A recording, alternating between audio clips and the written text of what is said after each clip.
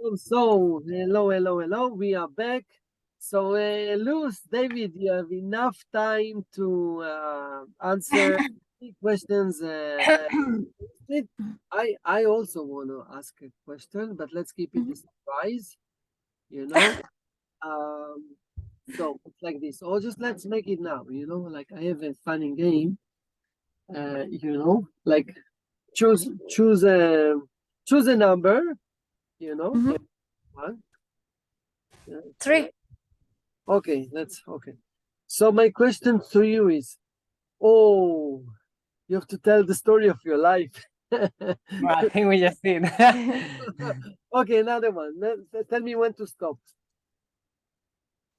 Tell me when to stop. Now? Okay. What are you most grateful in your life? Most what? Grateful. Grateful. This is the old version. I just recalled I have a new version. But let's keep it like this.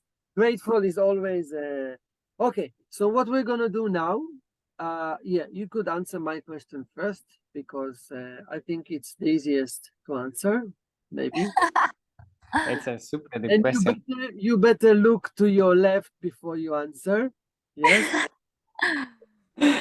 Yeah, no, actually, I didn't need to. No, I was thinking what I'm most grateful, and absolutely, I think finding a person that shares your passion and your life path is it's something so unique and really to be grateful for. Mhm, mhm. Beautiful. And I think Go ahead.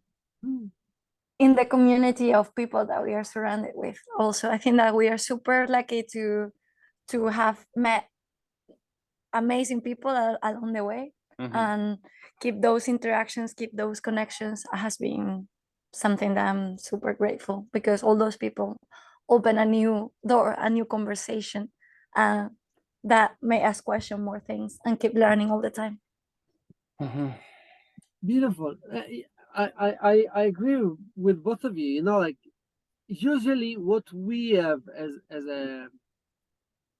as humanity, or we have learned that maybe just to appreciate money. This is the only source of capital.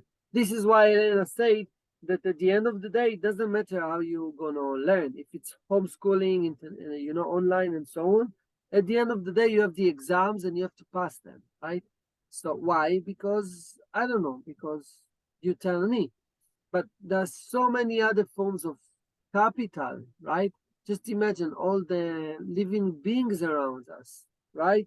Like you mentioned, like social capital, the people around us. You mentioned intellectual capital, right? Like even just having the ability to, you know, in life, it's to lead circumstances rather than let them lead you. Or whatever happens, suddenly, boom, you bump into someone and I don't know what. You lead the event, not let it leads you, or experiential we mentioned, or spiritual, right? I know you guys are super spiritual. If you live in the seaside, right? Yeah, the connection with nature. Yeah, cultural capital and so on. Okay, so and I do believe that down the road soon enough, because of people like us, people are gonna even see more forms of capital, even laughter. We mentioned fun, right? Like fun-based experience, just laughter. Anyway, I would love to hear you answering the question you were posed with in the session. So please go ahead. Okay. Maybe I can start with a Svetlana question. Well, first of all, I'm amazed by your vocation. But I mean, in such a situation, in the middle of a war, that you keep there supporting the children, the families, and making it possible. It's just, I mean, this is a world to commitment, to vocation, to passion. So thank you so much, and for being here. I mean, this is just beyond the possibilities, not just being with the children and so on, but also looking for opportunities to keep developing and growing yourself. So I'm amazed. I'm amazed by the vocation of the education community. that in your case is an incredibly complicated scenario, and like one that I cannot even imagine myself putting into. But many teachers usually also find themselves in key challenges with families, with different socioeconomic challenges and backgrounds and so on, and they all keep on going. So this is something that keeps me as well engaged in this area. And you asked the toughest question to ask to answer ever. What's the best model? So and this is a question that we tend to get, and our standard answer is that we don't believe in a single solution valid for everyone. And I think that's something that differentiates us from other people working in education, that we don't bring out our model or the model that is going to change the thing, whether it is self-directed learning or agile education or project-based learning or whatever it is. All of those are useful practices to learn from. And then we want to support people to find out how to contextualize, how to make them relevant for you. So that's what we do. That's our core purpose. We don't see ourselves as experts, but community builders and people that enable the diffusion of all these different methodologies. But if you want one tip or something specific to bring to your classroom, to your learning space, for me, the key word is empowerment. It's look for ways to empower children to take responsibility for their lives. It can be many different ways. It can even be small things, and then start growing into other areas. Whether it is you choose who you want to work with for this project, or you choose which, or even if you have a standard curriculum that you have to follow the order of those topics, which ones we're going to go deeper into, how you want to learn about a certain topic, whether you are going to do a reading or we're going to do a project or we're going to watch a documentary. It just putting elements of choice. The power of choice in education can really transform it, because it means that you start making decisions by your own. That means you start getting to know yourself. You start learning about how to collaborate with others, because usually those decisions we need to reach an agreement. There's a lot of skills that come into play when we start taking ownership of our own learning. Mm-hmm. And that choice is really related to that autonomy we're talking about. And autonomy is one of the key elements, is one essential human need. Like we need to be autonomous, to be in control of our lives. So having that possibility to choose, it allows that person to follow that motivation. Mm-hmm. And maybe following that interest and those motivations is important, but also it's super important to avoid developing that fear of learning, because sometimes when we oblige or when we impose some things, maybe we end up killing the motivation and that willingness to learn. Mm-hmm. And that's like the most important thing to preserve is that willingness to keep learning. Mm-hmm. So by giving I have a question for both of you. I'm posed with the question often not all people are as curious as David and Lus. Some people they're not really curious. They just wanna. So when you talk about please go ahead. I think you understood the question. Not everybody wants to learn. Not everybody wants to learn English, French, Chinese. Not everybody wants to travel the world to live in their home. Not everybody wants to learn mathematics, programming. Not everybody wants to learn anything at all. Just maybe play games, watch Netflix. So what would be your advice to maybe parents or the young minds, in regards of, please, to just. I have maybe an introduction. We are curious by nature. Humans are curious by nature. If not, we wouldn't be able to talk, walk, or do anything. So some people, we are curious. Yeah, we are, but some are more, some less. I don't know. Some people. Yes, some people are accused that the clock is ticking, and some are not. And some people are accused that the clock is ticking, and they really know what makes it tick. David is laughing because he knows. Some people, they have no curiosity, right? I'm not sure about that, Gloria. I think that some people don't have curiosity for what we want them to be curious about. So we have our certain expectations about what we think that people need to learn. And if they are not learning those things, we think that they are not learning or that they are not curious. It might not be that. It might be that they are curious or they're learning about things that we don't necessarily put that much value onto. And maybe they become curious about other things later. I think it has to do a lot with our expectations about what is more valuable to learn and when you have to learn it as well, because why a certain person has to learn at a particular time. But well, that depends on the freedom that we have within the learning space. And the other thing that I will say, it has to do a lot with the dynamics that we use to enable the curiosity and the learning.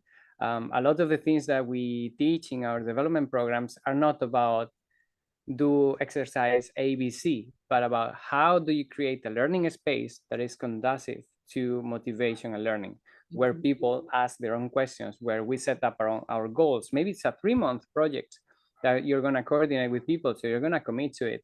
And there's a reflection process and how to do that reflection so that you learn about yourself and you keep that persistence. So there's a lot to do with what's the environment that surrounds, because obviously if we have an environment that is not so conducive to be motivated, to ask your own questions, to have persistence, then it's very easy to say, oh, that person doesn't have any persistence. When did they have the chance to experience what it is to follow their own motivations and to show persistence, that it wasn't mandatory? I agree on that. I agree on that. Beautiful. Thank you for this. Yeah, so you answered, I think, Elena. Elena's question was actually, at the end of the day, like you can choose whether it's online homeschooling, but then you have to go and do the exams. That was her question. So now we have Svetlana here. She asked you about, if you. We covered, I think, Svetlana question. I think we have Robert's question about collaborations. And yeah, we are always looking for ways to collaborate with more people. We know that we are only adults in the ocean, and that big social changes like it is education need of many people collaborating and looking at it from many different angles. And yeah, we're looking about how to do that. Like right now we are starting to collaborate with Ashoka Mexico, in a program with some universities over here. We're running a program right now with lots of people from India for Project DeFi, which is a network of self-directed learning centers where we are training their facilitators and they create the centers. So it's also one of these types of collaboration. And yeah, I mean, at the moment it's just the two of us, but we know we want to be a small part of a bigger thing. Definitely. That's wonderful short reflection. I'm so happy you're open towards it, because that's also part of teaching our children. It's not about learning them what to think, but how to think. I totally agree, but also seeing the opportunities of collaboration and cooperation, and appreciate it. Thanks. And yeah, I'm connected to at least 4 not similar, well, maybe similar, but with the same energies. And all have a specific, really unique element that makes education fun and engaging for children, and something that they can use actually for the rest of their lives, hopefully. So thanks for that. Thank you. Yeah, and briefly, it's online. A lot of stuff is happening. We're also working on creating a campus in the United States. It's all in sort of startup phase, as many projects, but they're all promising. So I'll definitely keep you guys in mind when we get to next phases. Yeah, we would love to. And I learned that you're in Mexico. Yeah, yeah, we have the same time zone then. Which part? We're in the Pacific, in Oaxaca. Southwest. Okay, thanks. CST time zone. And the question about Elena about homeschooling and exams. Don't know if you I want didn't to say... understand if it was what is homeschooling or after homeschooling you need to do the exams, or yeah. Anyone needs to do the exam anyway. It's also in Israel. You're allowed to do homeschooling, but you have to take the exams. Okay. So I believe the question was about, like, like, okay, if at the end of the day, it's about grades. It's not about a certificate of appreciation. Oh, you're a cool human being. I love you. No. but I think that's kind of okay, restrictions of life. But do we want young people that end up having developed those amazing skills and so on, and then it's like, okay, along that process they figure out and they know, and we discuss maybe in the school even, to, if you want to go to college, there's these entry level exams that you have to go through. So what are we gonna do? So I guess that we'll have to prepare for them, and we just prepare for them and do them, and that's pretty much what people that go through self-directed learning or other models of education that don't follow a particular curriculum do. They do all these amazing projects and experiences, and then when they choose that they want to do something for what they need an exam or a certificate, they just prepare for it and do it, because it's just an stamp. So you just study for it and and get it, but it's also we have interviewed people that didn't follow a conventional structured education, and then they went to university, and they told us, I was so disappointed when I went to university because I was surrounded by all these other young people similar attitudes to mine, but none of them were they're out of passion, and none of them were really interested into it. I was trying to make projects with them. No one wanted to do nothing else than the bare minimum. So it's completely different mindset when you're actually choosing to do things by yourself. Nice. I have a question for Luz. If you could wake up tomorrow with a new ability or a superpower, what would it be? I have an answer to that one. Let me 1 second, because I hear a better one. So now I have to choose. I think it's gonna be able to transform into any animal. Oh, nice. I could tell you live in Mexico now with the ayahuasca journey. So shifting phase for animals. So I want to ask you maybe another question, David. Like continue the phrase. I wish I could share ta ta ta ta. I could share. Yes, I wish I could share. Or I wish I could have someone to share ta ta ta ta. You choose. I wish I could have someone to share the key to collaboration, because as Robert just said, there's so many people with so many amazing initiatives, but being so niche and reach so few. And I wish I knew the key about how to build those bridges. Because yeah, it's a long time for any single of those collaborations to happen. And if we will just join forces, we really transform things way quicker. I completely agree. I completely agree with you. But the future is near. I mean, I could see just like Bitcoin, smart contracts being created for collaborations. I just mentioned the other forms of capital. Oh, yeah, but it's not a technological challenge. It's a mindset challenge. Social. I know, but I agree completely. It's a mindset, it's consciousness, it's cultural. But technology helps us to facilitate to get there. And it's not just the technology; it's also like the culture. The laws making. Yeah. Like have you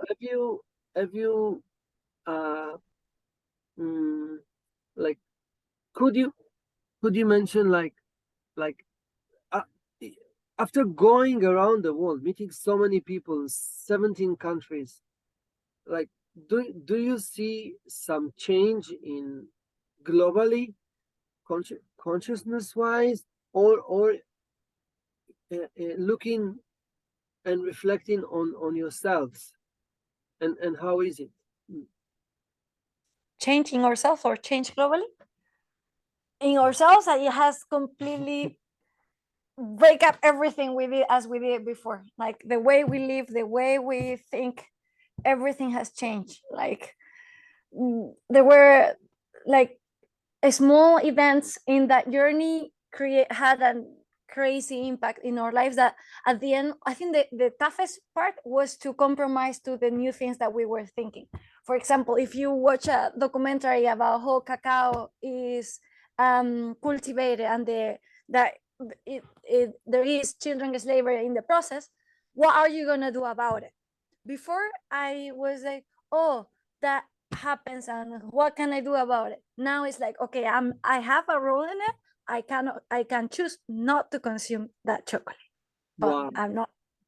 So that link between the awareness but Yeah. with a compromise, because awareness with no compromise is like if you knew nothing. But if you have the awareness, then there is something that there's an action that needs to follow. So that has changed everything and the way we live. And I can change. I can answer for the global perspective for what I see as a movement happening. And also in education, I feel like the regulations in education, as we shared before, the global policies, the global recommendations from big organizations like the European Union, all of them are moving towards more empowerment, values, skills. So there's a movement towards there. And I think one of the key realizations that we are all having is that our technological development have already surpassed our social development. So we are now not so worried about we need more engineers to develop more technologies for our problems, but more about how are we going to ensure that as a society we are able to cope with the amount of information and different ways in which we're interacting and all those things. We really need to develop lots of skills to make decisions, to collaborate more efficiently, to be able to talk about the challenges that we have right now are really complicated challenges, and they're not technological challenges necessarily, like climate change.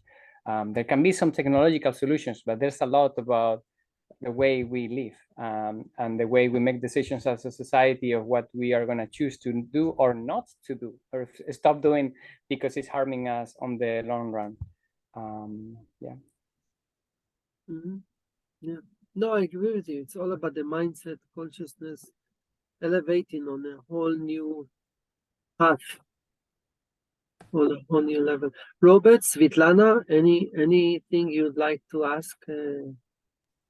Lovely Rose and David. It doesn't need to be a question; it can be just sharing. Yeah. Well, I have a reflection. Or Svetlana, you want to go first, or? Okay, Robert. Yeah. Yeah. That's why, and I shared before with Sharon, I'm interested in all spectrums of society because they're all interrelated, right? They're all interconnected. And that's why I love to zoom in and out. And education is, like I just said, one of these specific important sectors. But you have technology, you have healthcare, you have media, you have governance, you have economics, and so on. And it's interesting that if you change something in one of these sectors, it affects another one. And I'm always intrigued by the fact that, one of these pillars or sectors could sort of open the way a bit, open the path, get things really going. And education is perfectly can fit for that role, and I do understand. I think I understand your challenges because you connected to about how many did you mention? 150 educational networks or organizations, yeah. And then you feel this, have felt this sort of this, friction. Maybe change is for a lot of people a challenge, and that's why we're here with Challenge 18. So thanks again for that, Sharon. But this also happens, strangely enough, or particularly enough, in all the other sectors, and this is sort of a process. So I really appreciate that you're opening the field in the education area, and I'm sure it will sort of ripple out in some way and affect the other sectors. So never underestimate what you're doing. Everything has a meaning and an effect. And I'm happy that you really chose, that you took this upon yourself. You're living your passion, hopefully, and that you found each other is really wonderful. Thanks. Thank you, Robert. And I cannot agree more with this ripple effect of the different sectors. Like over here where we are, for instance, just to share an anecdote, there's a lot of community decision making in the little village where we live, of the local people from this town in Mexico, and the way in which we see those decision making happening is not necessarily horizontal, egalitarian, or getting the best ideas out of the group. It's who shouts the most, or who is in fact with one another, and we're looking at their eyes like, imagine if these people would have ever experienced how it is to solve a conflict in a non-violent way when they were in their school. When they were the child, they learn how to communicate to do that, or how to facilitate a process of problem solving, bringing different ideas into the question. Then we wouldn't have any problem here about water scarcity or how many wells, or how, like, simple things that decisions need to be made. They could be made in a community. This one is about 1,000 people, so it's relatively possible to manage resources here locally. We just need the social tools, social technologies that are not as widespread as our technologies. Like, everyone has got a smartphone, but not everyone knows how to solve a conflict. How amazing is that? Yeah, totally. Yeah, solve a conflict, but just active listening. Mm-hmm. There is a challenge there. I mean, it's not so easy to. Sometimes we tend to listen to reply, not to actually understand that person. Mm-hmm. So. Yeah. Yes, lots of things to, if you're dealing with empathy, talking about empathy, emotional intelligence, and like you say, conflict resolution, and also problem solving.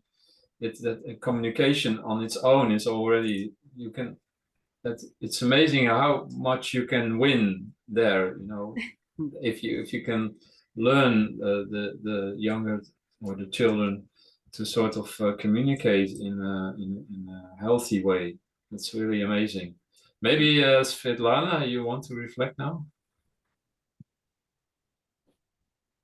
And you know, Robert, that while you are asking such a kind of a global questions, something like in general, I just want to say my opinion, and I just want to say to you that that you are both very lively, active, encouraging, and inspiring. I just can compare myself on my screen and you both, the other part of the world.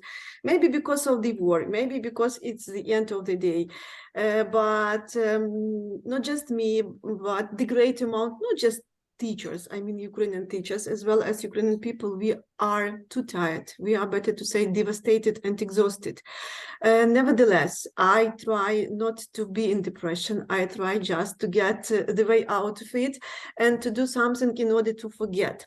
Thanks a lot. And I just want to ask you, maybe my question will be a little bit strange to you, but I just want to know, that in Ukraine, our students, they are taught with the implementation of paper books. Tell me, please, do pupils in your village or in your country, do they use paper book, or they can just, for example, do it with the help of cutting-edge technologies? It's just curiosity.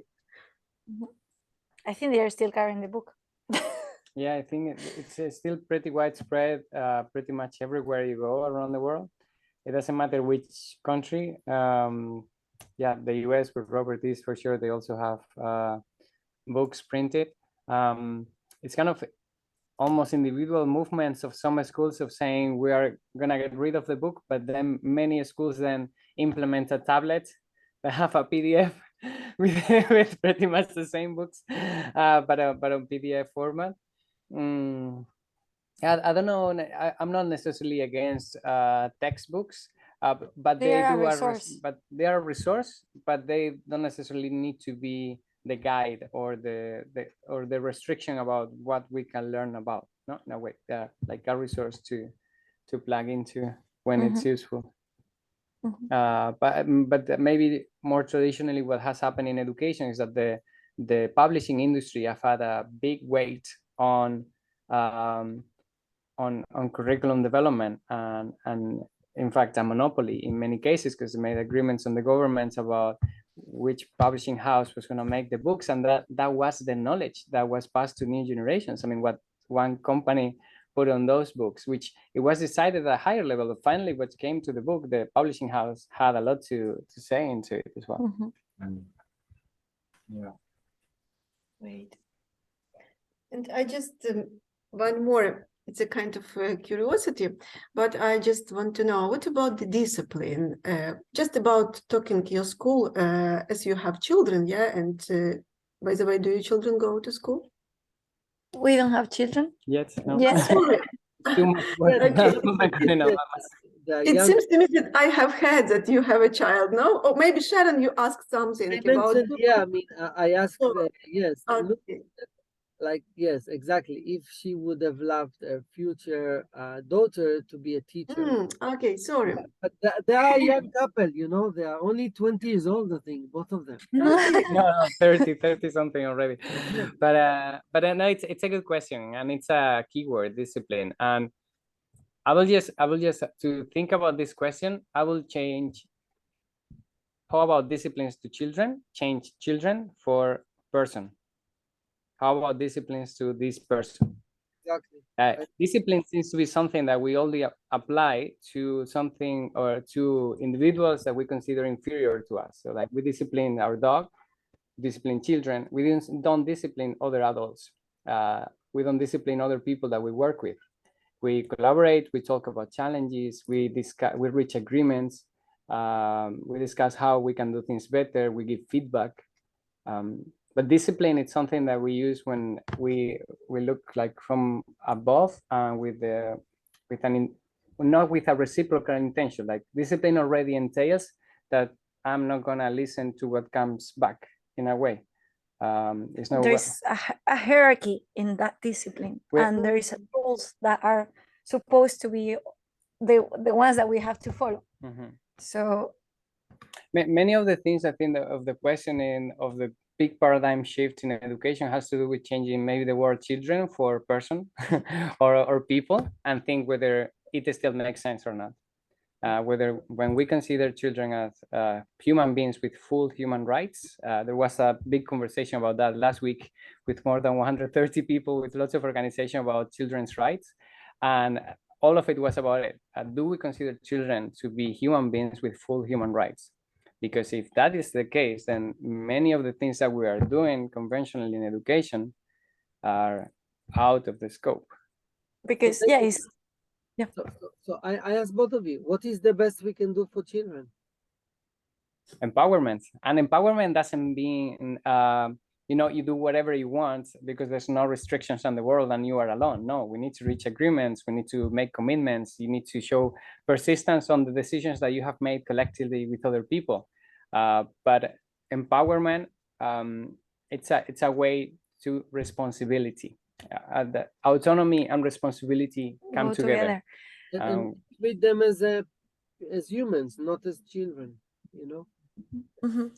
Yeah, and I think that when you start having you are responsible for your own decisions, you start also, it's really hard to ignore what is happening around you. So then that responsibility comes in. First, you have to take care of who you are, who you want to be, and take the decisions by yourself. And then you're going to figure out that, oh, there is more people around me. And there are things that are happening that I don't like. What I'm going to do about it? What role do I want to play in that world?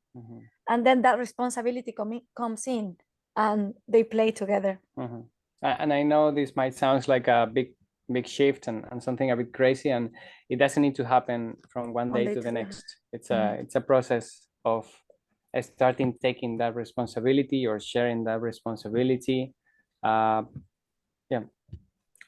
It's a process. It's not easy either, because if you think about it, during our whole lives, like I remember we have several subjects at school that we could choose, but then when I was 18, it was the time that I was free. Now you have to choose what you have to do in your life. And it was like, wait 1 second, like during these 18 years, you have been telling me what I have to do. and there was this curriculum, and there was this thing, and I have to go from here to from the school to the high school, then to university, and wait, now I'm free. Now I can choose. Wait, I didn't practice. Yeah. Yeah. Wow. True. And we can practice in the safe environment of the school. Yeah. Not when we go out and I mean we can crash ourselves, like that's the way learning happens, by failure and by making mistakes, but we can start doing that process earlier. It's not something that this is something that someone said in the interviews that we said, childhood is not a waiting room. It's not something that we are stuck. What's your advice for the young persons? For a young person, no, ask me to, what can I do? Your advice, yeah. I will say, well, maybe it's the thing I will say to myself when I was younger. Don't be scared of making mistakes. Nice. Try. Keep learning. Keep changing. Keep adapting. The result is not the end process, but the goal, the process is the cool stuff, is the important thing. Yeah, it's beautiful. David, how would you define love? You're really bringing up all your sets of amazing questions. The simplest question. Bringing up all the set of the hardest ones. Wow, how do I define love? Yeah. That's a super tough one. We can sum the conversation by you answering. Yeah. The toughest question of the call. Okay. Summary guess- for both of you, and then Luz, you are, and then it's finished. Yeah. So for today, so I already thank you for this, and please go ahead. Do you want me to answer that question or just to sum up? Answer and sum up, as we have about 1 minute remaining. So answer, sum up, and if it ends, we know you shared your message of love to the universe. Okay.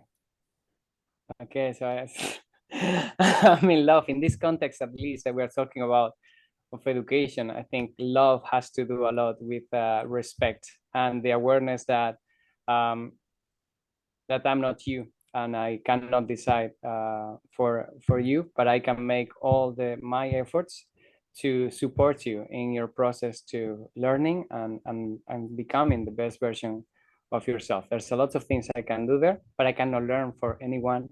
I cannot make decisions for anyone, but I can ensure that we create the space where I support you to become your best version, and that's a lot of love, trust, and responsibility sharing that needs to happen in there. Thank you so much, both of you. It was such a great pleasure. It was really short. I felt like we could speak forever. And as the time is up, I hope we'll have another one of these in the upcoming webinars. So thank you.